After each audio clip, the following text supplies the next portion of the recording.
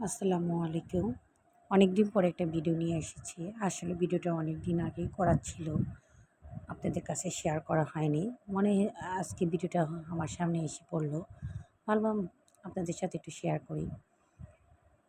এটা হচ্ছে আমার বাপের বাসা থেকে খুব একটা দূরে না, আমাদের জাতীয় স্মৃতিসৌধে।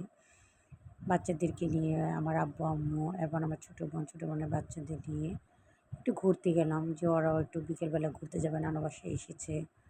ওদের স্কুল এগুলো নিয়ে ব্যস্ত থাকার মাঝে একটু কাছে ঘুরতে গেলাম। আর এখানে এত ভিড় ছিল, এতটা মানে মানুষ, মানে অনেক জায়গার মানুষ ঘুরতে আসছে। আসলে ঘোরা বলতে তো আর কোথাও জায়গায় কাছে নেই। এখানেই একটু ছোটোখাটো কাছে বলতে এখানেই একটু আছে। তাই মানুষ একটু ঘোরাঘুরি করতে আসে আর ভালোই লাগে। উম এখানে কত দূর দূরান্ত থেকে মানুষ দেখতে আসে, আর আমাদের বাসার কাছে বলে আমরা দেখতে আসতে পারি। আমাদের এখান থেকে বাসা থেকে আসতে ১৫ মিনিট লাগবে, ওর দিয়ে আমরা আসতে পারি। আর বাচ্চারাও খুবই সুন্দর এনজয় করতেছে। আমার ৩ ছেলে, আমার বোনের বাচ্চারা অনেক ভালো লেগেছে। ওদের অনেক খুব সুন্দর সময়টা কাটতেছে।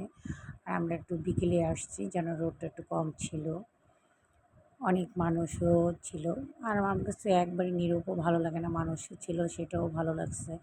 এটাও একটা অন্যরকম ভালো লাগা। আর কারণ সবাই তো এনজয় করতেছে। সে আজকে ছিল আবার পহেলা ফাল্গুন। আজকের দিনটাও ছিল পহেলা ফাল্গুন।